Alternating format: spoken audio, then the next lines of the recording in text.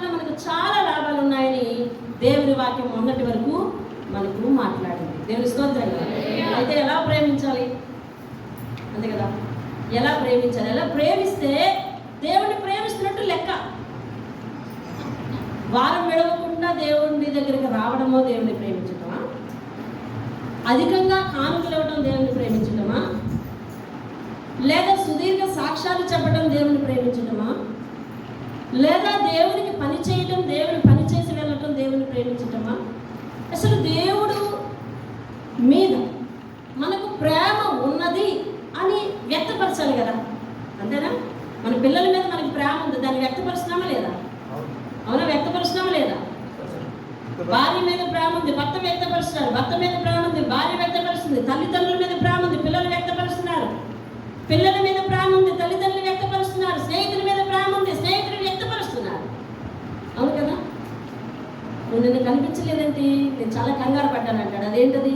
ప్రేమకు తారకాణం కదండి. అవునా? ఎంత దూరం వెళ్ళానో నీకు ఇచ్చిన మాట చెప్పు నేను వచ్చేసాను అంటారు. దీని అర్థం ఏమిటి? ప్రేమ. దేవుని స్తోత్రం కదా. అలా దేవుణ్ణి ప్రేమించడానికి ఏమన్నా కొన్ని సిగ్నిఫికెన్సెస్ ఉన్నాయా? గుర్తులు ఏమన్నా ఉన్నాయా? ఎలా ప్రేమించవచ్చు అని పరిశుద్ధాత్మను మాట్లాడుతుండగా విందాం, చక్కచక్క విందాం. మొదటగా దేవుణ్ణి ప్రేమించుతున్నాను అనడానికి మొట్టమొదట కారణం ఏమిటి? ఏ విధంగా మనం వ్యక్తపరచగలము అంటే, మొదటిది దేవునికి స్తుతి యాగము చేయాలి. దేవుని స్తోత్రం. ఏం చేయాలి? స్తుతి యాగం. రాసుకునే అలవాటు ఉంటే రాసుకునే అలవాటు లేకపోతే కొత్త సంవత్సరం నుంచి ఏదో రాసుకోవడం ప్రయత్నించాలి. దేవునికి ఏం చేయాలంట? స్తుతి యాగం చేయాలి. దేవుని స్తోత్రం కాదు అంటే దేవుని స్తోత్రం ప్రభా అన్నమా? స్తుతి యాగం అంటే ఏమి? స్తుతి యాగం అంటే ఏం చేయాలి? దేవుని స్తోత్రం ప్రభా అన్నమా? స్తుతి స్తుతి స్తుతి అన్నమా? స్తుతి యాగము అనే పదం ఎందుకు రాశారు? అసలు యాగం చేయడం అంటే అర్థం ఏమిటి కదా? యజ్ఞం చేయడం, యాగం చేయడం. విన్నారా మీరు పదాలు? పాతకాలంలో మనం వింటాం. యాగము, యజ్ఞము, మంటతో కూడినవి కదా. స్తుతి యాగం చేయాలి అంటే ఏమిటి అంటే, సుఖాలలో అందరూ చెప్పేది స్తుతి, కృతజ్ఞతా స్తుతి. మేలుకై అందరూ చెప్పేది స్తుతి, కృతజ్ఞతా స్తుతి. స్తుతి యాగం అంటే ఏమిటంటే, శ్రమలలో కూడా దేవుణ్ణి స్తుతించడం స్తుతి యాగం. ఎందులో కూడా దేవుని స్తుతించాలంటే శ్రమలలో. ఈ స్టెబిలిటీ దేవుని ప్రేమించే వారికి మాత్రమే ఉంటుంది. అర్థమైందా? వివాహం నాడు జాగ్రత్తగా వినండి, మనకి చాలా దగ్గరగా ఉన్న విషయాలు కూడా దేవుడు కొన్నిసార్లు ఉపమానం చెప్పాడు. అవును కదా? ఆ ఉపమానం ద్వారా మనకు కొన్ని విషయాలు అర్థమవుతాయండి. వివాహం నాడు స్త్రీ పురుషులిద్దరు కూడా ప్రమాణం చేస్తున్నారు. ఏమనంటే, కరువైనా, ఖడ్గమైనా, వ్యాధి అయినా, బాధ అయినా నేను నిన్ను విడిచిపోను అని. కానీ శ్రమలలో ఎన్ని కుటుంబాలు దూరం అయిపోతున్నాయి తెలుసా? కారణం ఏమిటంటే, అది నిజమైన ప్రేమకు తార్కాణం కాదు కాబట్టి ఆ బంధాలు ఏమైపోయాయి? వీగిపోయాయి. దేవునితో ప్రేమ కష్టములు, శ్రమలు, ఇరుకులు, ఇబ్బందులు వచ్చినా కూడా దేవునితోనే ఉండి దేవునిలోనే కొనసాగే స్థితి ఉండి, ఆ కష్టాలలో నిలబడి, దేవా ఈ కష్టం నా జీవితంలో ఎందుకు వచ్చినా కానీ తీసివేయగలవాడు నీవే, నీకే స్తోత్రం అని చెప్పడం స్తుతి యాగం. దేవుని స్తోత్రం. హల్లెలూయా. అలా స్తుతి యాగం చేయటము రావాలి మనకు. అలా చేస్తే నిజంగా ఈ కుమార్తె శ్రమలలో నన్ను విడిచిపెట్టిపోలేదు కాబట్టి నిజంగా నన్ను ప్రేమిస్తుందని దేవుడు ప్రేమిస్తాడు. దేవుని స్తోత్రం. అబ్రహాముతో ఒక మాట అన్నాడు దేవుడు. ఎందుకంటే, ఇందును బట్టి నీవు నాకు నా నామములకు భయపడుదువని నన్ను ప్రేమించుచున్నావని తెలుస్తుంది. నీకు ఒక్కగానొక్క కుమారుణ్ణి ఇవ్వడానికి వెనుదీయలేదు కనుక. ఆ వాక్యం చదువుతాను చూడండి. ఆదికాండము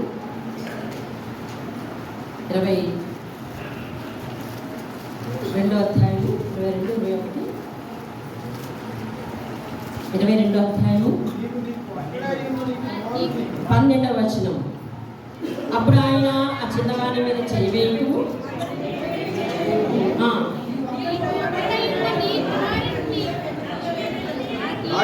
వెనుదీయలేదు గనుక నీవు దేవునికి భయపడతావని ఈ సంగతి వల్ల నాకు తెలిసింది అంటారు.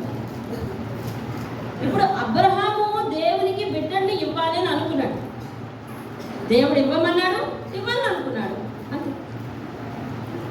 ఎంత సింపుల్గా చదివేస్తున్నామో, ఎంత సింపుల్గా చెప్పేసుకుంటున్నామో ఆ విషయాన్ని. ఈరోజు మీ పిల్లలు కొంతమంది మీ ఒళ్ళో ఉన్నారు కదా, ఇది దేవుడు బిడ్డ నియమంటే ఎంత సులువు చెప్పండి. ఇప్పుడు వాళ్ళ మీద చేసి సులువా పద్మ సులువమ్మా అంటే అబ్రహాము రాయబడకపోయినా అబ్రహాము గుండెల్లో తండ్రిగా ఒక భారం ఉంది. దేవుని కుమారునిగా చాలా విశ్వాసం ఉంది. తెలుస్తుంది కన్న తండ్రిగా ఒక భారం ఉంది. భారం ఉంది అంటే అబ్రహాం ఎంతమంది సంకోచించాడా అనే వెర్రి ప్రశ్న మనం వేయడానికి వీల్లేదు. 100 సంవత్సరాల తర్వాత పుట్టిన కుమారుడండి, ఆ మాత్రం ఆశ ఉండదా? భారం ఉంది. అంతకంటే ఎక్కువగా అతడు దేవుని కుమారుడుగా, దేవుని ప్రేమించిన వాడుగా, దేవుడు చెప్పిన పనిని నేను చేస్తే నాకు ఇచ్చిన వాగ్దానాన్ని నిలబెట్టుకోవడం ఆయనకి చేతనవును. అది ఎలా దేవుడు చేస్తాడో అనేది చూడాలనే ఆసక్తి కూడా ఉంది అబ్రహాం. దేవుని స్తోత్రం కదండి. అటువంటి ఇట అట అనే సందర్భాల్లో కూడా అబ్రహాము నిలబడి దేవునికి స్తుతి చెల్లించడానికి ఇష్టపడ్డాడు. దేవుని స్తోత్రం. అది స్తుతి యాగం అంటే. ఈరోజు మనందరము భక్తి చేస్తున్న ఎలాగో తెలుసా, చాలా వెచ్చగా చేస్తాము. చాలా వెచ్చగా. ఎలా అంటే మనకు అన్ని విధాలు అనుకూలంగా ఉండి సో కంఫర్ట్ అని అనుకున్నప్పుడు భక్తి చేస్తాను. కానీ వారు అలాంటి స్థితిలో చేయలేదు. మీకు చాలా ఉదంతాలు తెలుసు. దానియేలు మరి దేవుడిని తప్ప, మరి రాజుగారిని తప్ప ఎవరికి నమస్కరించకూడదు అనే రాజాజ్ఞ అయినప్పుడు, అలాంటి వారు ఎవరైనా సింహాల పొదలో పడేస్తారు అని అనినప్పుడు, ఆ శాసనం పక్కనే ఉండి ప్రధానమంత్రిగా ఉండి వినినప్పుడు కూడా దేవుని ఆరాధించడానికి, అనుదినము ముమ్మారు ఆరాధించడానికి యథావిధిగా అతని గదికి అతను వెళ్ళిపోయినట్టుగా మనం చూస్తా ఉన్నాం. అంటే ఆటంకాలు ఉన్న మధ్య కూడా దేవుణ్ణి ఆరాధించడం, దేవునికి స్తుతి యాగం చేయడం. హల్లెలూయా. ఆటంకాల మధ్య, శ్రమల మధ్య దేవుణ్ణి స్తుతించగలవా? నీకు గుండె నిండా బాధ ఉంది, కానీ ప్రభువా నీకే స్తోత్రం, నిన్ను తప్ప నేను ఎవరి మీద ఆధారపడను, నీకే స్తోత్రం అనగలిగితే దేవునికి స్తుతి యాగం చేసినట్టు. దేవుని స్తోత్రం. హల్లెలూయా. ఫస్ట్ రూట్ ఏంటంటే దేవునికి చేయాలి. అలా చేస్తే దేవుడు నన్ను ప్రేమిస్తున్నాడు అని అర్థం చేసుకుంటాడు. దేవుని స్తోత్రం. తెలుస్తుంది. లేకపోతే దేవునికి అర్థం కాదా అంటే దేవునికి అర్థమవుతుంది, కానీ నీ విశ్వాసంతో కూడిన క్రియ చాలా అవసరం. అదే యాకోబు చెప్తా ఉంటాడు దినదినము, మరి కాలనీలో అదే వర్తమానం. రెండవ మార్గం ఏంటి? మొదటి మార్గం ఏం చేయాలండి? రెండవ మార్గం ఏమిటి అంటే ఆయనను గణపరచాలి. అంటే ఆయనకు మంచి పేరు తీసుకొచ్చేటట్టు ఉండాలి. దేవునికి స్తోత్రం కదా. హల్లెలూయా. మొదటి సమూయేలు గ్రంథము 2వ అధ్యాయము 30వ వచనంలో పరిశుద్ధాత్మ నేరుగా మాట్లాడిన మాట.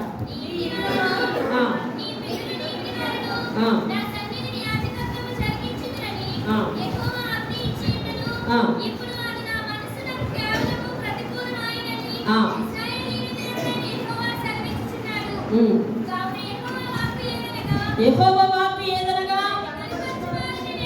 నన్ను గణపరచు వారిని నేను గణపరుస్తాను. దేవుని స్తోత్రం కదా. ఈ బైబిల్లో చాలా వాక్యాలు ఉన్నాయండి. ప్రవక్తలు మనుషులతో మాట్లాడిన మాటలు ఉన్నాయి, మనుషులతో మాట్లాడిన మాటలు ఉన్నాయి, ఏకంగా దేవుడే మనుషులతో మాట్లాడిన మాటలు ఉన్నాయి. అయితే వీటన్నిటిలో దేవుడే స్వయంగా చెప్పిన మాటలు చాలా విలువైనవి. వాటిని ఖచ్చితంగా మనము తేరి చూడాల్సిన వాక్యాలు. దేవుని స్తోత్రం కదా. ఇప్పుడు దేవుడు ఆ యాజకునికి కనిపించి, అయ్యా నీ పిల్లలు సక్రమంగా ఉండాలనుకుంటున్నాను, నువ్వేమో సక్రమంగా లేవు, అందుకని నేనేమనుకుంటున్నానంటే మిమ్మల్ని ఈ స్థానం నుంచి తొలగించాలని అనుకుంటున్నాను అని చెప్పి ఆ సందర్భంలో అంటాడు, నన్ను గణపరచు వారిని నేనును గణపరచుతాను. దేవుని స్తోత్రం కదా. అక్కడ జరిగిన సందర్భం ఏమిటంటే, అన్నా మందిరానికి వెళ్ళేటప్పుడు ఎవరు యాజకులుగా ఉండేవారు? ఏలి యాజకులుగా ఉండేవారు. అతని కుమారులు ఏలి యాజకుడు, యాజకుని కుమారులు ఎలా ఉండాలండి? ఇంకా చాలా భక్తి పరులుగా ఉండాలి, దేవునికి భయపడుతూ ఉండాలి, దేవుని దగ్గర పవిత్రంగా ఉండాలి. కానీ మా నాన్నగారు పెద్ద పాస్టర్ కదా అని చెప్పి వారు భయము లేకుండా జీవిస్తున్నారు. భయము లేకుండా అంటే లంచాల విషయంలో భయం వదిలిపెట్టారు, అక్కడికి వచ్చిన స్త్రీల విషయంలో భయం వదిలిపెట్టారు. అర్థమవుతుందా? రకరకాల సమస్యల తర్వాత తెచ్చుకున్నారు. అలాంటి పాపపు జీవితంలో వాళ్ళు జీవిస్తున్నప్పుడు దేవుడు ఏలీకి ప్రత్యక్షమే ఒక మాట చెప్తా ఉన్నాడు. నేను తరతరాలు నీ సంతానాన్ని యాజకులుగా ఉంచాలని అనుకున్నాను, కానీ లేదు, మీరు నన్ను గణపరచట్లేదు గనుక నన్ను గణపరచు వారినే నేను గణపరుస్తాను. అంటే ఇప్పుడు వాళ్ళు చేసిన నేరం ఏంటి? దేవుడు చెప్పినట్లుగా పవిత్రంగా జీవించకపోవటము, గణపరచకపోవటమే కదా. అంటే ఇప్పుడు మనం దేవుడిని గణపరచాలి అని అంటే ఎలా జీవించాలన్నమాట? దేవుడు చెప్పినట్టుగా జీవించాలి, దేవునికి అనుకూలమైన పరిశుద్ధతను పాటించాలి, దేవుడు విడిచిపెట్టమన్న పాపాన్ని విడిచిపెట్టాలి. అది ఆయన గణపరచడం. ఏమిచ్చి ఆయన గణపరచగలం? ఏమిచ్చి ఆయన్ని సంతోషపెట్టగలం? ఏమిచ్చి ఆయనకు మంచి పేరు తేగలం?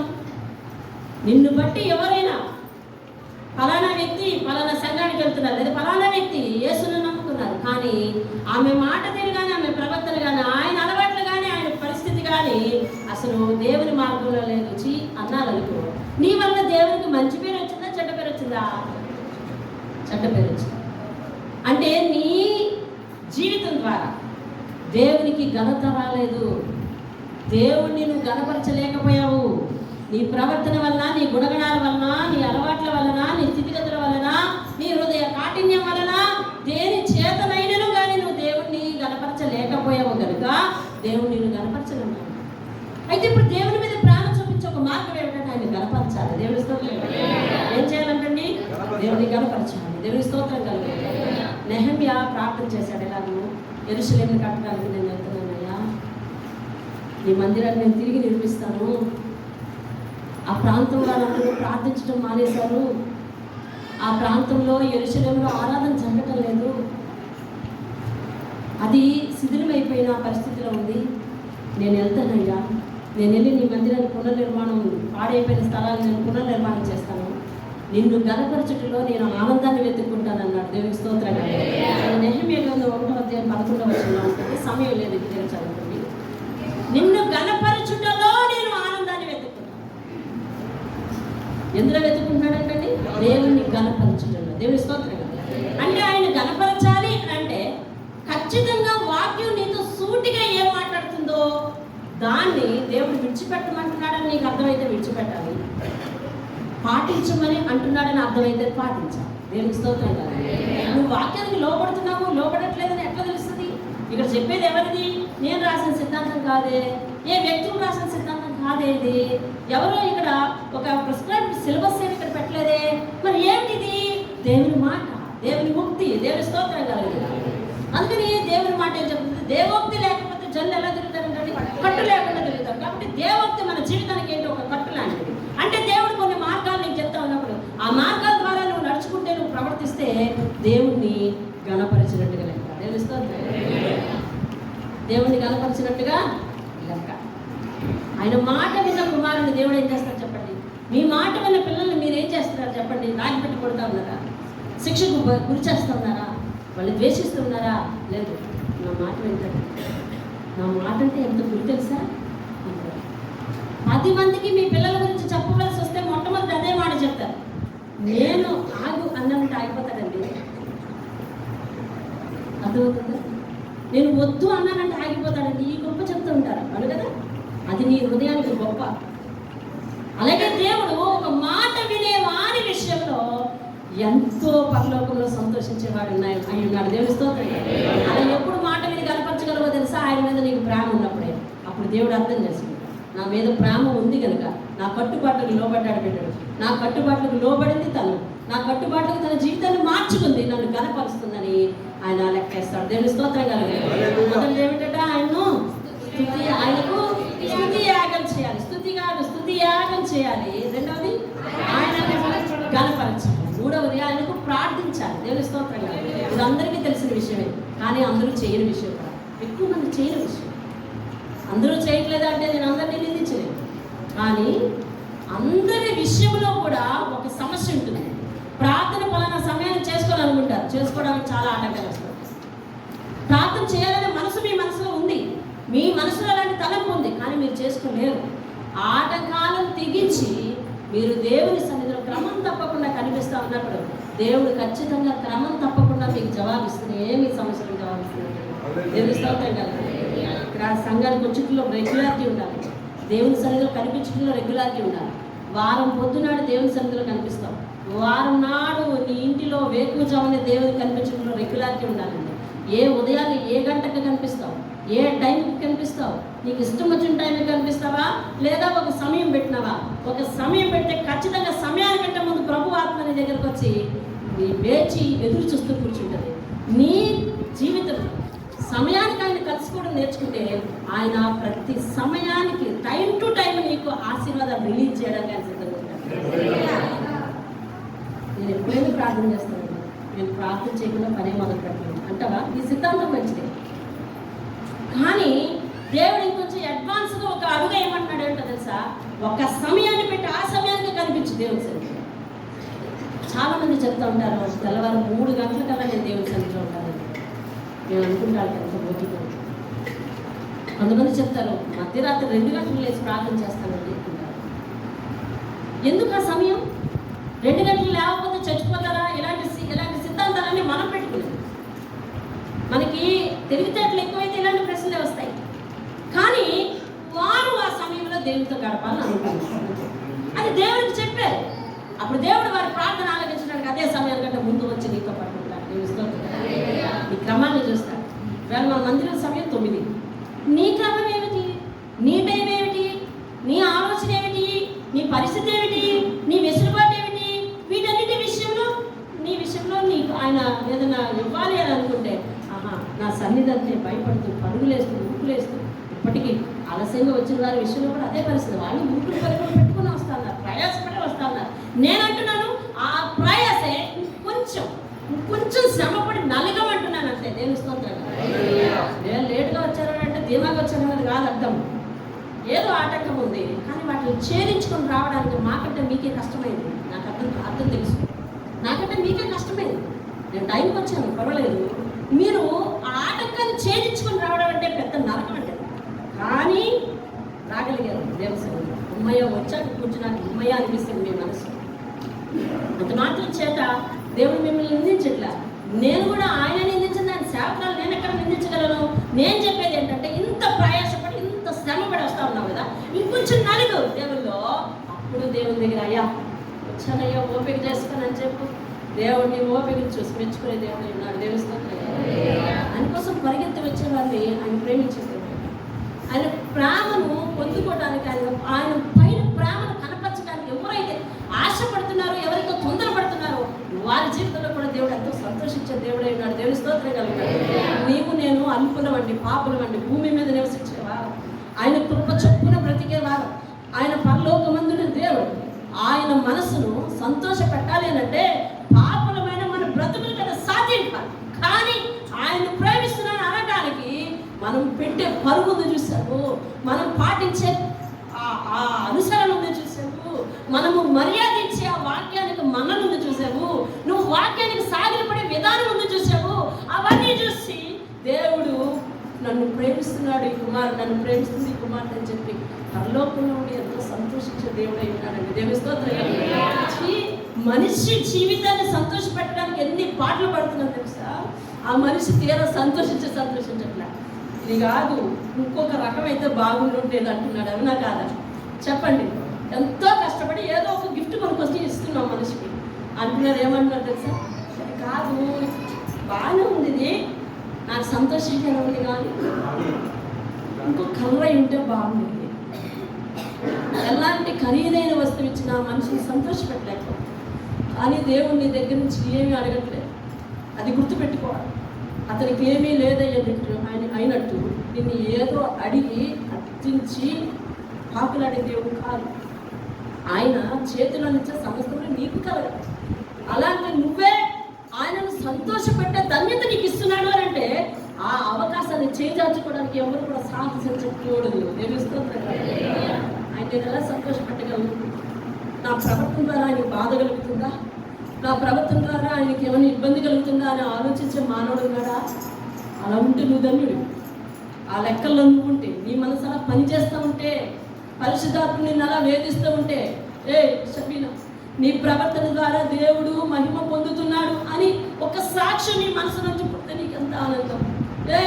నువ్వు ఇలా నడుస్తున్నావు పద్మ, నీ ప్రవర్తన దేవునికి దుఃఖం పుట్టిస్తుంది. పరిశుద్ధాత్మ నిన్ను బట్టి ఏడుస్తున్నాడని నిన్ను నీ మనసు దోషంగా నిలబెడుతూ ఉంటే, దేవుడిని సంతోషపెట్టలేని ఒక దౌర్భాగ్యమైన స్థితిలో నువ్వు నేను ఉంటే అసలు దేవుడు ఎప్పుడు నీ విషయంలో నా విషయంలో ఆనందించేది? ఆలోచించు. నీ మనసు ఎలా పనిచేస్తుంది? నా ఈ ప్రవర్తన, నా ఈ రాక, నా ఈ మనస్తత్వం దేవుడిని సంతోషపెడుతుందా లేదా అని ఒకసారి ప్రశ్న వేసుకో. 2 నిమిషాలు. నీ మనసు ఏం చెప్తుంది? ఏమంటుందో బయటికి చెప్పిన అవసరం లేదు. నీ మనసు ఏం చెప్తుంది? నేను దోషిగా నిలబెడుతుందా? దానియేలు ఉద్యోగం వదులుకోవడానికి ఇష్టపడ్డాడు. ఇంకా దేనికి ఇష్టపడ్డాడు? ప్రాణాలు పోగొట్టుకోవడానికి కూడా ఇష్టపడ్డాడు. అబ్రహాము కొడుకును పోగొట్టుకోవడానికి ఇష్టపడ్డాడు. వాళ్ళైనా త్యాగం చేశారు. వాళ్ళకైనా వచ్చు, మనకేం రాదా? ఇదిగో మరి మనమైతే సాక్ష్యాలు వింటూ ఉన్నాం. అవసరమైతే ఉద్యోగమైనా వదిలేద్దామని అనుకున్నాను అనే స్థితిలో విన్నా. ఇదిగో ఉద్యోగాన్ని వదిలేసి వెళ్ళిపోయినా ఆమె కానీ ముఖస్థుతి చేయడం కాదు. కొన్ని సాక్ష్యాలు మన ముందు ఎందుకు పెడతారు తెలుసా? అందును బట్టి ఎవరో లేగవలసిన వాళ్ళు ఉన్నారండి, ఎవరో మార్చుకోవలసిన వారు ఉన్నారు. అది కోసం దేవుడు కొన్ని సాక్ష్యాలు మన ముందు నిలబెడతారండి. దేవుడి స్తోత్రం కదా. ఆ విని అబ్బా ఎంత గొప్ప త్యాగం చేశారండి అని చెప్పి వాళ్ళని గుర్తు పెట్టుకొని, వాళ్ళని మనసులో పెట్టుకొని వాళ్ళని పొగుడుతామని కాదు. వాళ్ళని నువ్వు పొగిడినా పొగడకపోయినా పొగట్ట వారికి అవసరం లేదు. ఎందుకంటే దేవుడి కోసమే సమస్తం నష్టపరచుకోవాలని అనుకున్న వారికి ఎవరు పొగడతంతో నష్టం లేదండి, లాభం లేదండి. ఎవరు పొగడతల కోసం ఆశపడండి. దేవునికి నేను చేశానా లేదా, దేవుడి కోసం నేను వెళ్ళానా లేదా, దేవుడి దగ్గర నేను ఉన్నానా లేదా అనేది. కాబట్టి ఇలాంటి సాక్ష్యం మన ముందుకు వచ్చింది అని అంటే నేను అంటున్నాను, పరిశుద్ధాత్ముడు ఇచ్చిన జ్ఞానమును బట్టి ఈ సాక్ష్యం ఎవరికో అవసరం. ఒక గవర్నమెంట్ జాబునే వదులుకోవడానికి ఇష్టపడ్డారు అని అంటే ఆ సాక్ష్యం ఎవరికో అవసరం. ఎవరి మనసులో ప్రశ్నిస్తుంది ఈ సంఘటన. ఆ ప్రశ్నిస్తున్న వారితో దేవుడు మాట్లాడుతున్నాడు. నువ్వు నన్ను గణపరిస్తేనే నేను గణపరుస్తాను. నీ జీవితంలో ఘనత కావాలా? ఇదిగో నేను ఘనత ఇస్తాను. ఏ విధంగా నన్ను గణపరచగలరు? పరలోక సంపద నాది, పరలోకమంతా సొత్తు నాది. నన్ను గణపరచాలంటే నీ జీవితంలో ఏమిచ్చి గణపరచగలవు అని ప్రశ్నిస్తున్నాడు. నీ ప్రశ్న ఏంటి? ఏమి ఇవ్వగలవు? నీ ఇంట్లో విలువైందే ఉంది, నీ జీవితంలో విలువైందే ఉంది, ఏమి లేదు. అయితే ఏం చేయగలవు? ఆయన మాట విని ఆయన దగ్గర సాగిపడి ఆయన గణపరచగలిగితే కనుక ఆహా పరలోకమందున్న దేవుడు హ్యాపీ అయినా నేను సంతోషపెట్టడం అంటే ఎంత గొప్ప సంగతి. దేవుడి స్తోత్రం. హల్లెలూయా.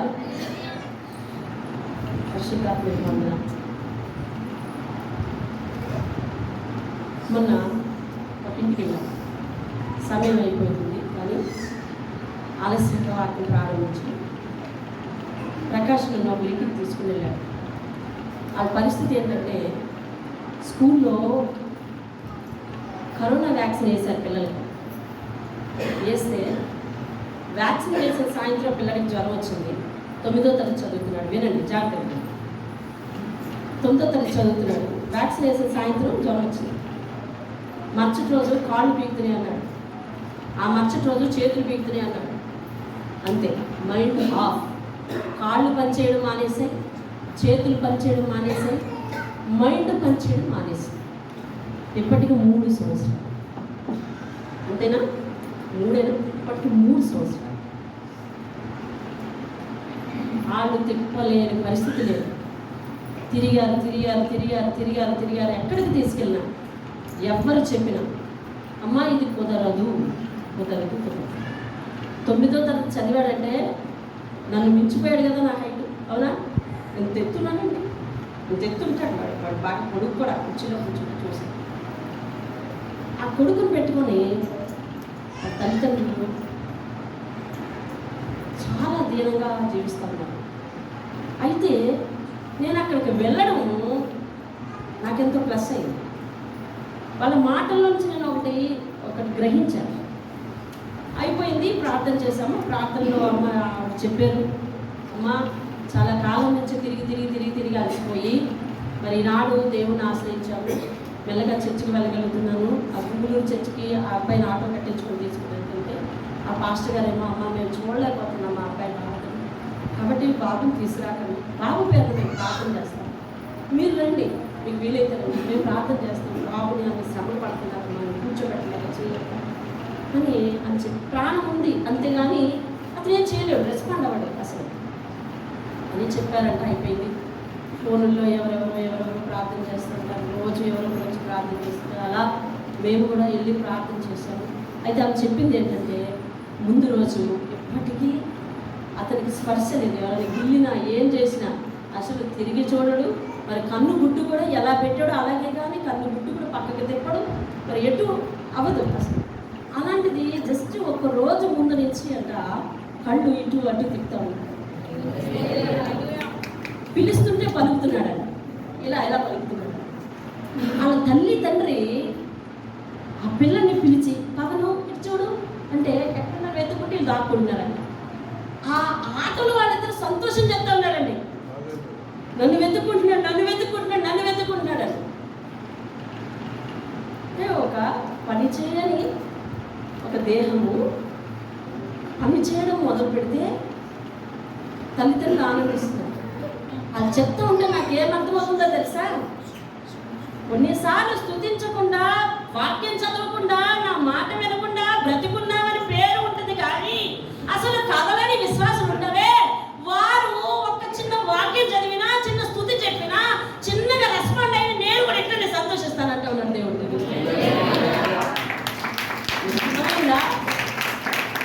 గర్భానిగా ఉన్న శరీరము ప్రాణమైతే ఉంది, కదలిక లేదు, రెస్పాన్స్ లేదు, అసలు ప్రతిస్పందన లేదు. ఎందుకు చెప్తున్నాను ఈ విషయం, దేవుడు నాతో చెప్పిన సంగతులు అవి.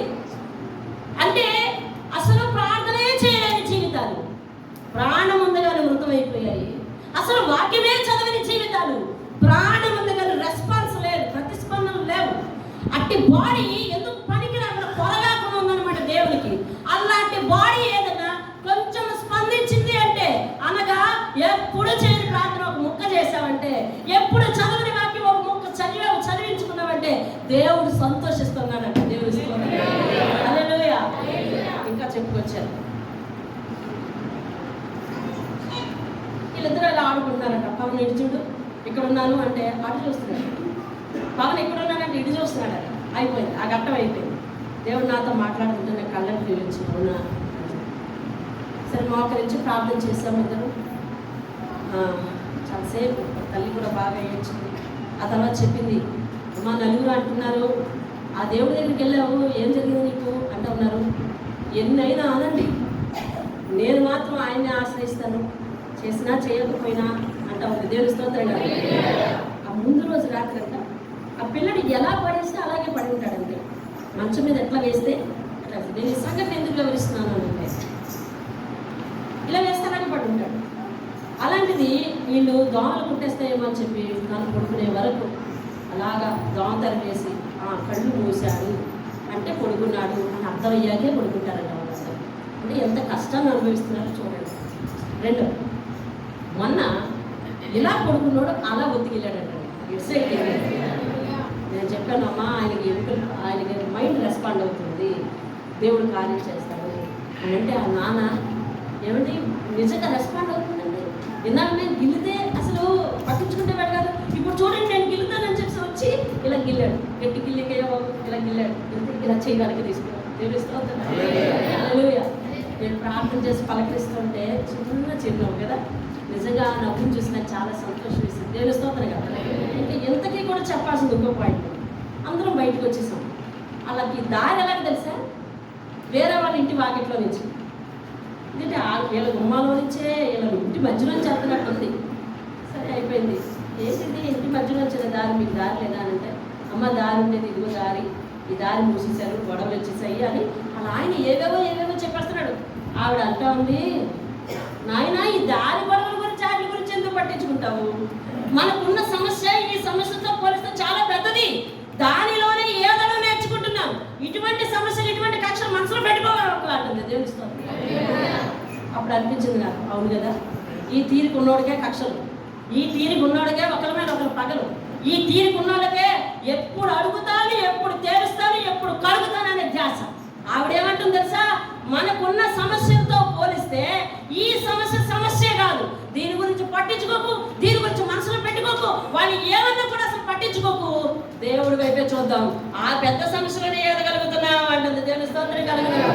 కొంతమంది జీవితాల్లో కొన్ని చాలా పెద్ద సమస్యలు ఉన్నాయండి, వాటిని పట్టించుకోవడానికి వాళ్ళకి తీరుకున్నట్లేదు. కానీ నీకు నాకు ఎంత తీరికంటే, ఎవరేమంటున్నారు, ఎవరేం చేస్తున్నారు, అంతకు ముందు ఎలాగున్నారు, ఇప్పుడు ఎలాగున్నారు, అంతకు ముందు ఎలాగున్నారు, వాళ్ళు అంతకు ముందు ఎవరు పరిచారు, ఇప్పుడు ఎవరు పరిచారు, ముందెవరి జట్టు, ఎలకతలు ఎవరి జట్టు, ఎవరిని మానేశారు, ఎవరిని పట్టించుకుంటున్నారు, ఎవరితో పట్టుకొని ఆడాడుతున్నారు, అసలు ఎవరితో పోతున్నారు, ఇవన్నీ యాతనలు పెరిగిపోయి ఈ హృదయం అంతా ఎలాగైపోయిందంటే దయ్యాల గుహలాగా అయిపోయి అసలు మనం ఏం మాట్లాడుతున్నాం, ఏం వ్యాకరిస్తున్నాం అనేది తెలియక చచ్చిన శవం వలె మనం కూడా ఉన్నామండి.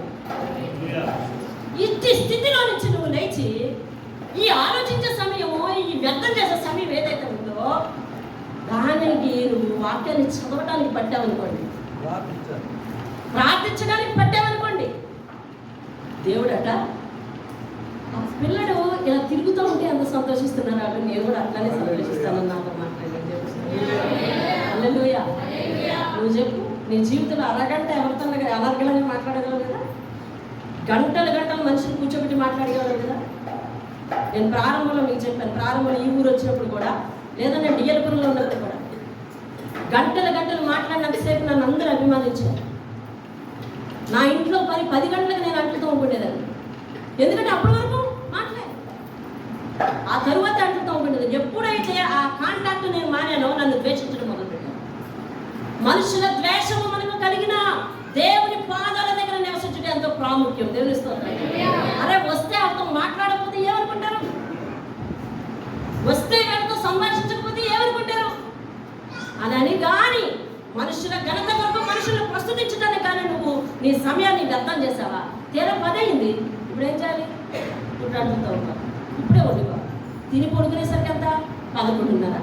ఉదయం ప్రార్థన 5 గంటలు లేగాలి, ఎన్ని గంటలు లేస్తాము, లేకలేక సోలిపోయి బస్తాలు మోసిన దాని లేక, బస్తాలు మోసిన వాళ్ళు లేక అప్పుడు 5 గంటలకి ఊగుతూ నాయన అని కొడుకోవాలి. ఇంతకీ ఏం ఉద్ధరించావు సాయంత్రం ఇచ్చారంటే మాట్లాడి సరిపెట్టాను. నేను ఒప్పుకోకపోయినా నా జీవితంలో జరిగిన సంగతి, నా జీవితంలో జరిగింది. ఎప్పుడైతే ఇది సిస్టమ్ బాగాలేదు, దేవునితో మనం ఉదయకాల సమయంలో గడపలేకపోతుంది, రాత్రికాల సమయంలో దేవునితో గడపలేకపోతుంది. అరే మన సేవకుల కుటుంబం, మనం ప్రార్థన చేయాల్సిన పరిస్థితులు ఎక్కువ ఉన్నాయి కాబట్టి ప్రార్థనకి మేలుకోవాలని చెప్పి ఆయా సందర్భాలు వస్తున్నప్పుడు అమ్మ ఓ పక్క వీళ్ళతో మాట్లాడుతూనే ప్రార్థనకి సిద్ధం చేయండమ్మా, ప్రార్థనకి రెడీ అవ్వండమ్మా, ప్రార్థనకి సిద్ధం చేయండమ్మా, ప్రార్థనకి రెడీ అవ్వండమ్మా అంటే అవతల వాళ్ళు కూడా మరి దేవుని దగ్గర ఉండేవాళ్ళు అవ్వచ్చు, లేకపోతే ఎవరికైనా ప్రార్థనకి రెడీ అవ్వండమ్మా అంటే ఎవరికైనా అర్థమవుతుంది అన్నిలకు కూడా. అప్పుడు వాళ్ళు అర్థం చేసుకొని వెళ్తూ ఉండేవారు. చివరికి వచ్చిన రిజల్ట్ ఏంటయ్యా అంటే, నేను ఎప్పుడైతే విస్తారంగా వాళ్ళతో సిట్టింగ్ వేసి మాట్లాడలేదో అప్పటి నుంచి మొదలైంది మనతో మాట్లాడడం మానేశారు అన్న పరిస్థితి. నాగమణి మీకు చెప్తా ఉండేదండి, పేరే చెప్తా ఉన్నాను, ఆమెకి ఇప్పుడు భక్తి అలవాటైంది. అప్పుడు మాత్రం గంటలు విస్తారంగా మాట్లాడాను. అప్పుడు నేను ఒకరోజు చాపేసి ఆమె కూర్చో ప్రార్థన చేసుకుందాం అనగానే ఇంకా అక్కడి నుంచి రావాలి. ఆయన గణపరుస్తాడు, ఎలా గణపరచా, ఏ విధంగా గణపరిస్తే ఆయన వింటాడు. చూడండి దేవుని స్తోత్రం కాదు, దేవుని స్తుతియాగం చేయాలి, ఇంకా దేవుని గణపరచాలి, ఆయనకు ప్రార్థించాలి. దేవుని స్తోత్రం కాదు. ఇక 4వది భయభక్తులు కలిగి చెడుతనాన్ని విడిచిపెట్టాలి. ఆయనకి భయపడి ఏం చేయాలంట, చెడుతనాన్ని విడిచిపెట్టాలి. మీకు ఒక్క వాక్యం చూపిస్తాను. యోబు గ్రంథం 9వ అధ్యాయం, యోబు 9:11 వచనం.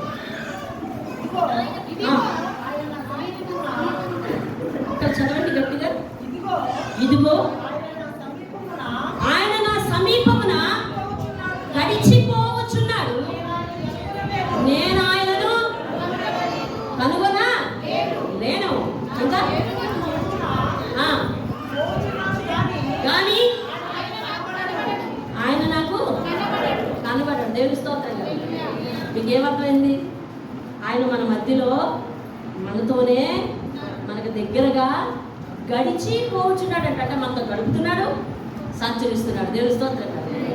ఆయన మన పక్క నుంచే వెళ్తున్నాడంట, కానీ నేను ఆయన చూడలేనంట. ఆ మాట జాగ్రత్తగా గుర్తుపెట్టుకోండి. చెడుతనాన్ని విడిచిపెట్టావా? విడిచిపెట్టకపోతే గనుక పాపాన్ని మానేవా? మానకపోతే గనుక ఆయన నీతోనే సంచరిస్తున్నాడు. ఆయనకు మరుగైనది ఏది లేదు. చెడుతనాన్ని విడిచిపెట్టకపోతే ఆయన ప్రేమిస్తున్నాను గుండెలు బాదుకున్నా ప్రయోజనమేమీ లేదు. ఆయన ప్రేమిస్తున్నానని చెప్పడానికి ఒకే ఒక కారణం ఏమిటి అంటే చెడుతనాన్ని విడిచిపెట్టాను. అలా విడిచిపెట్టను, దేవుడికి నేను చెప్పుకుంటానులే, ఆయనకు తెలియదు కదా అని అంటే ఇదిగో వాక్యం పట్టుకో. వాక్యం ఏమని చెప్తుంది? ఆయన నా సమీపంగానే గడిచిపోతున్నాడు కానీ నేను ఆయన్ని కనుగొనలేను. ఆయన సమీపంగా నా దగ్గరే ఉన్నాడు కానీ నా పక్క నుంచే వెళ్తున్నాడు కానీ నేను ఆయన్ని చూడలేను. దేవుని స్తోత్రం కలుగుతుంది. అంటే ఆయన మనతోనే ఉన్నాడు, మన పక్కనే ఉన్నాడు. కాబట్టి మన చెడు అలవాటు ఏదైతే ఉందో వాటిని విడిచిపెట్టి ఆ దేవుని స్తోత్రం కలుగుతుంది. ఏదైనా అలవాటు అనగానే అందరూ ఫోకస్ ఎవరి మీద పెడతాం? మగవాళ్ళ మీద పెడతాం. అలవాట్లు మనకి చాలా ఉన్నాయి. వాళ్ళదేమో దేహాన్ని పాడు చేసుకునే అలవాటు, మనకు ఆత్మను పాడు చేసుకునే అలవాట్లే చాలా ఉన్నాయి. కాబట్టి ఇటువంటి స్థితి నుంచి మనం బయటపడాలి, ఖచ్చితంగా బయటపడాలి. విస్తారమైన మాటలు ఎక్కడ వెళ్ళి అక్కడే వేరే చోట అంటించే మాటలు, లేకపోతే సినిమాలు, లేకపోతే సీరియల్, లేకపోతే సెల్ ఫోన్లో ఇక ఏమైనా చెడు దృశ్యాలు, రీల్స్, ఇంకా అనేకమైనవి, ఇవన్నీ కూడా ఆత్మను పాడు చేసేవి. వాళ్ళకి దేహాన్ని పాడు చేసేవి. దేహాన్ని పాడు చేసిన మీరు విడిచిపెట్టుకోవాలి, ఆత్మను పాడు చేసిన మీరు విడిచిపెట్టుకోవాలి. అలాగే మరి దేవుని నా పక్కనే ఉన్నాడు, నాతో పాటే గడిచిపోతున్నాడని చెప్పి గమనించి ఆయనకు భయపడాలి, ఆయన స్తుతించాలి. అది ఆయన ప్రేమిస్తున్నాం అనడానికి నీలో కలిగే ఒక మార్పు. మొదటి చెప్పండి, దేవునికి. రెండోది, మూడోది, నాలుగోది, భయభక్తులు కలిగి చెడుతనాన్ని. అలా చేస్తే ఏమంట? ఆయన ప్రేమిస్తున్నాడు. అంటే ఆయన ప్రేమించే వారిలో కనిపించే లక్షణాలు. ఇక ఆఖరిగా ఇతరులను ప్రేమించి ఆదుకోవాలి, సహాయం చేయాలని తెలుస్తుంది. ఇతరులను ప్రేమించి ఆయన ఆజ్ఞల్లో ఏంటి తెలుసా? ఆయన కొత్త నిబంధనకు వచ్చేసరికి ఆజ్ఞలన్నీ సమరైజ్ చేసేసాడు, షార్ట్ కట్ చేసేసాడు. అక్కడ 10 ఆజ్ఞలు ఉండేవి, ధర్మశాస్త్రం నిండా ఆజ్ఞలు ఉండేవి. ఇక కొత్త నిబంధనకు వచ్చేసరికి ఆయన ఏం చేశాడు తెలుసా? షార్ట్ కట్ చేశాడు ఆజ్ఞలు. ఏమని? నిన్ను వలె నీ పొరుగు వారిని ప్రేమించుకోండి, నీ దేవుడైన యెహోవాని పూర్ణ హృదయంతో పూర్ణ ఆత్మతో సేవించాలి అని 2 షార్ట్ కట్ చేసేసాడు. అంటే నువ్వు దేవుడిని ప్రేమిస్తే పొరుగువాడిని ప్రేమిస్తున్నట్టు, పొరుగువాడిని ప్రేమించగలిగితే దేవుడిని ప్రేమిస్తున్నట్టు. ఇది చేయకపోతే అది లేదు, అది చేయకపోతే ఇది లేదు, అది ఇది లేకపోతే అసలు నువ్వే లేవు అని సమరైజ్ చేసి చెప్పేసి అర్థమవుతుందండి. నిన్ను వల్ల నీ పొరుగు వాళ్ళని ప్రేమించు. అందుకనే మన సంఘంలో దేవుడు చెప్పిన ఆజ్ఞ చెప్పున మనం ఇతరుల కొరకు ప్రార్థన చేస్తున్నాము. ఆ ప్రతి ప్రార్థనకి వెళ్ళినప్పుడు చివరిలో వారి కుటుంబం కొరకు ప్రార్థన చేస్తున్నాం. ఏమని? వారి కుటుంబం, నీ కుటుంబంలో ఏ క్షేమాన్ని కోరుకుంటా వారి కుటుంబంలో కూడా అటువంటి క్షేమాన్ని కోరుకోమని చెప్పాలి. దేవుని స్తోత్రం కదా. ఎటువంటి దాతృత్వం కలిగి ఉండాలి అని అంటే సాధారణంగా ఇవ్వమని చెప్పిన క్రైస్తవ జీవితాల్లో, క్రైస్తవ చర్చిల్లో వ్యూవర్స్ మీ దృష్టిలో కూడా ఇటువంటి ఐడియా ఉండొచ్చు. ఎవరైనా ఇవ్వమని చెబితే ఇదిగో వాళ్ళు ఇవ్వమంటున్నారనే ప్రోపగాండే ఎక్కువ అవుతుంది తప్ప అసలు దేవుడు ఇచ్చుట గురించి ఏమో అందించాడు. ఇటువంటి విషయాలన్నీ బైబిల్లో ఉన్నాయి. అవన్నీ మీకు తెలుసు. మీరు చాలా విధుతులు, నాకంటే వాక్యం బాగా తెలిసిన వాళ్ళు అయి ఉండొచ్చు. కానీ వినండి, మాసిదోనియా సంఘం వారట. వాక్యం ఎక్కడ ఉందమ్మా? అపోస్తల కార్యం. ఒక్కసారి ఆ వాక్యం చూపిస్తూ చూడండి. మాసిదోనియా సంఘం వారు ఏం చేశారంటే తెలిసిన లేని స్థితిలో వారు దేవుణ్ణి కనపరచారంటే నేను ఎప్పుడు దేవుని స్తుతిస్తున్నాను, అది వాక్యము దొరకలేదా? దేవుని చిత్తమైతే మీకు చూపిస్తాను, వెళ్ళే లోపల చూపిస్తాను. దేవుని స్తోత్రం కలుగును. మాసిదోనియా సంఘం వారట లేని స్థితిలో బహు దాతృత్వం కలిగి ఉన్నారంటండి. దేవుని స్తోత్రం కలుగును. సాధారణంగా మనకు మిగిలితేనే ఇవ్వాలనుకొని, కలిగితేనే ఇవ్వాలనుకొని, ఉన్నవాళ్ళు ఉంటారు, లేని వాళ్ళు ఉంటారు, ఇలా ఇవ్వగలము అని అనుకుని ఇలా మనం దేవుని బయట లేని స్థితిలో దావీదంటాడు, నా లేని స్థితిలో దేవుని మందిరం కొరకు చాలా నేను వెచ్చించాను. ఇప్పుడు దేవుడు చెప్పే ఐదవ ఆలోచన ఏంటంటే దేవుని ప్రేమించే విధానం. నిన్ను వలే ఇతరులు ప్రేమించాలి, ఇతరులను ఆదుకోవాలంట. దేవుని స్తోత్రం కదా. ఇందాక కుమార్ చెప్పాడు, మన సంఘంలో చాలా పేద స్థితిలో వాళ్ళు ఉన్నారు, వాళ్ళు ఆదుకోవాలి. సంఘము కొన్ని సహాయకార్య చేస్తుంది మీకు తెలుసు. అవన్నీ ఎందుకు? ఆదుకోవటానికి అంతే, ఆదుకోవటం. పూర్తిగా వారి కష్టాన్ని చేపెట్టి బయట తీసేలేదు, కానీ ఎంతో కొంత ఊతనిస్తున్నావా లేదా? దేవుని చిత్తాన్ని నెరవేరుస్తున్నావా లేదా? దేవుడు చెప్పిన మాటలు, దేవుడు ప్రేమ, అది ఇతరులకు ప్రేమను చూపించుకున్నాడు ఆయన. ఆ ప్రేమ ఇతరులకు చూపిస్తున్నావా లేదా? దశలోనికల పత్రికలో చెప్తున్నాడు, బలహీనలకు ఊతనివ్వండి, అది దేవుని చిత్తం అని చెప్తా ఉన్నాడు. దేవుని స్తోత్రం కలుగుతుంది. కాబట్టి అటువంటి స్థితి మన జీవితాల్లో ఉన్నప్పుడు మనం ఖచ్చితంగా దేవుడిని ప్రేమించగలం. దేవుని స్తోత్రం కలుగుతుంది. ఆయన చెప్తున్నాడు, పేదలను కటాక్షించువాడు ధన్యుడు, అటివాడు యెహోవాకు అప్పించువాడంట. దేవుని స్తోత్రం కలుగుతుంది. ఇలాగే దేవుడిని మహిమపరిచి దేవుడిని సంతోషపెట్టే యోగ్యత మానవునికి లేదు, కానీ దేవుడికి అప్పించే యోగ్యత ఉందండి మనకి. దేవుడికి అప్పెవరైనా ఇవ్వగలరా? ఎవరెవరే. కానట అవసరంలో ఉన్నవాడికి సహాయం చేస్తేనంట అది దేవుడికి అప్పించినట్టు. దేవుని స్తోత్రం. అబ్బా మన బ్రతుకులు సరిపోతాయా దేవుడికి అప్పివ్వడానికి? నా బ్రతుకు సరిపోద్దా? నా జీవితం సరిపోద్దా? ఆయన ఇస్తే ఆయన కృప వల్ల నేను బ్రతుకుతున్నాను, నేను ఆయనకు అప్పివ్వడమా? కానీ దేవుని వాక్యం చెప్పింది, నువ్వు అటువంటి వారి మీద కటాక్షం చూపిస్తే నాకు అప్పించినట్టు. దేవుని స్తోత్రంగా. హల్లెలూయా. మనుషులకు అప్పిస్తే మనుషులు లెక్క తప్పు చెప్పచ్చు, కానీ దేవునికి అప్పిస్తే అది తిరిగి నూరితన ప్రతిఫలం లేదు. దేవుని స్తోత్రం. పరలోక దర్శనం చెప్తూ యేసుక్రీస్తు ఒకసారి అన్నాడు, కృష్ణ బతుకు. పరలోక దర్శనం చెప్తూ యేసుక్రీస్తు ఒక మాట అన్నాడు, నా పేరిట వచ్చి వారికి మీరు చన్నీళ్ళు ఇస్తే, నా పేరిట వచ్చే వారికి మీరు వస్త్రం ఇస్తే, ఆహారం ఇస్తే, అది నాకు చేసినట్టే అని చెప్పి. అంతకుముందు అన్నాడు, మీరు ఏం చేయలేదు నా విషయంలో. అయ్యో నీకెప్పుడు ఇవ్వలేదయ్యా, నీకెప్పుడు చేయలేదు, అసలు నువ్వు మా దగ్గరికి ఎప్పుడు వచ్చేవాడు? వేదలు ఆకలి కానీ, వేదలు దాహం కలిగి, వేదలు వస్త్రాలు లేక మీ దగ్గరికి వచ్చినప్పుడు, మీ కంటి ఎదురుగుండకు వచ్చినప్పుడు మీరు చేయలేదు కదా. ఇదిగో నా పేరట వచ్చిన వారికి మీరు ఎవరైతే ఏవేవైతే చేయలేవో నాకు చేయనట్టే. కాబట్టి మీరు పరలోక రాజ్యంలో ఉండేందుకు హక్కే లేదని చెప్పి వాళ్ళని ఎడమ చేతి వైపు తోసేసినట్టుగా వాక్యం చూస్తాము. దేవుని స్తోత్రం. కాబట్టి మనకు మనమే బ్రతకడం కాదు, లేని స్థితిలో కూడా మనం సహాయం చేయవచ్చు. మనం తినే పిడికిడి మెత్తలో ఒక ముద్ద పెట్టవచ్చు. అదే మరి దేవునికి సహాయం చేసినట్టు లెక్క. మోకరించండి. రెండో కొరింథీ చూడండి, రెండో కొరింథీ మాసిదోనియా సంఘం, రెండవ కొరింథీ చూడండి ఒకసారి. ఆ సంఘం గురించి గొప్పగా రాశాడు కదా దేవుడు. ఎంతది? ఏ అధ్యాయం అది? 8వ అధ్యాయం అండి.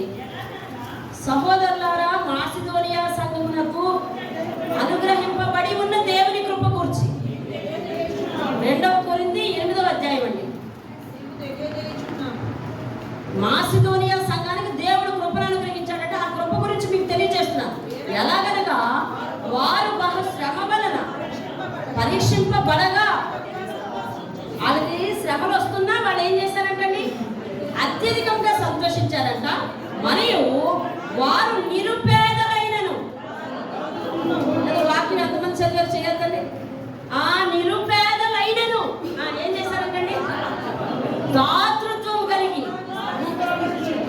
ఏం చేశారు? బహుగా విస్తరించారు. అంటే వాళ్ళకు అభివృద్ధి కూడా కలిగింది. ఎందులో చేయడం వల్ల? నిరుపేదలుగా ఉండి, కష్టాల్లో ఉండి సంతోషించి స్తుతియాగం చేశారు.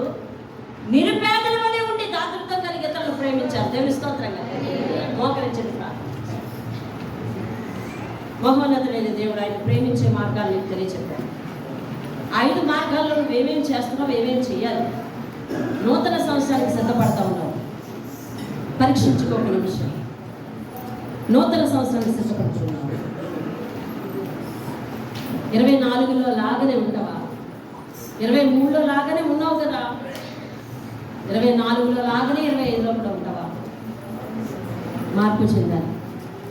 ఆయన ప్రేమించి వారు వర్ధిల్లుతారు. ఆయన ప్రేమించి వారు నాస్తికత్వం చేస్తారు. ఆయన ప్రేమించి వారు బలంతో ఉదయించి సూర్యుని వల్ల చేస్తారు ఉంటారు. ఆయన ప్రేమించి వారిని ఆయన కూడా తిరిగి ప్రేమిస్తారు. శ్రమలో వారికి తోడే ఉంటారు. ఆయన రక్షణ మీకు చూపిస్తాడు. దీర్ఘాయుతో మిమ్మల్ని తృప్తిపరుస్తాడు. ఇటు వాగ్దానాలని దేవుడు నీకు ఇస్తున్నాడు. అయితే దేవుడు ప్రేమించే మనసు నీకుందా? ఆ వాగ్దానాలని అందుకునే మనసు నీకుందా అని దేవుడు ప్రశ్నిస్తున్నాడు. మోకరించిన ఈ నిమిషం నీది. నువ్వు ఒప్పుకోవాల్సిన పరిస్థితి, నువ్వు అప్పగించుకోవాల్సిన పరిస్థితి, నువ్వు సమర్పణ చేసుకోగలిగిన పరిస్థితులు. అయ్యా నేను నీకు స్తుత్యాగం చేయగలుగుతున్నాను, అయ్యా నిన్ను గనపరచగలుగుతున్నాను, నా ప్రవర్తన ద్వారా ఏ విధమైన చెడ్డ పేరు తీసుకున్నాను, నేను నీకు ప్రార్థన చేయగలుగుతున్నాను. ఉదయం మధ్యాహ్న సాయంకాలాలు 3 పూటల్లో ప్రార్థన చేశారు. దావీదుకు ఎంతమంది భక్తులకు ఉన్నాయి.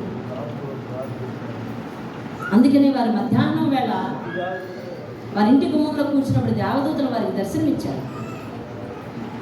వారు ఖాళీగా కూర్చుంటే దేవుని చింతనలో ఉంటున్నారు. నువ్వెలా ప్రార్థిస్తున్నావు? ఏది చేయకపోయినా నీ జీవితంలో ప్రార్థించడానికి సమయం దొరకట్లేదు కదా అంటే నీ సమయాన్ని వ్యర్థం చేస్తున్నావు. శ్రమ పడినా దేవుని పాదాల దగ్గర ఉండగలుగుతున్నావు కదా, అయితే దేవుని ప్రేమిస్తున్నావు. నిన్ను వల్ల నీ పొరుగు వాళ్ళని ప్రేమించు, ఇతరులకు సహాయం చేయి, ఇతరులను ఆదుకో, ఇతరులకు అండగా ఉండు. నీ మాట వల్ల అవతలి వారి గుండెలు నిండాలి, ధైర్యం పొందాలి. ఆయన చెప్పిన సంగతి 5 విన్నావు కదా. దేవుడు చెప్పిన సంగతి భయభక్తులు కలిగి చెడుతనంలో మానకపోతాయని బిడ్డ బాబు, ఆయన మీద ప్రేమే లేదు. ప్రార్థన చేస్తున్నాను. మహాగణుడు అయిన మాట నీ పరిశుద్ధ పాదాలకు వందనాలు. నీ కొరకు బ్రతికే బ్రతుకు, నిన్ను ప్రేమించే స్థితి మాకు దయచేయి. మేమేమై ఉన్నామో ఇప్పుడు అది నీ వల్లే కలిగింది నాయన. ఈరోజు ప్రాణ సంకటాల నుండి బయటపడ్డాం, ఆపదల నుండి బయటపడ్డాం, ఆర్థిక స్థితిగతుల నుండి బయటపడ్డాం. మేము కోరినవి చేసి మమ్మల్ని మా జీవితాన్ని సంతృప్తిపరిచాం, మా మనవులు ఆలకించాం, మాకు కావలసినవన్నీ సమకూర్చాం. మా జీవితంలో చీకటిని పారద్రోలేం అయ్యా, అవమానాలను తీసివేశాం. లోతైన పరిస్థితుల్లో, లోయల్లాంటి ఇరుకుల్లో, ఎడారుల్లో ఉంటున్నప్పుడు మమ్మల్ని లేవనెత్తి గట్టు మీద నిలబెట్టాం.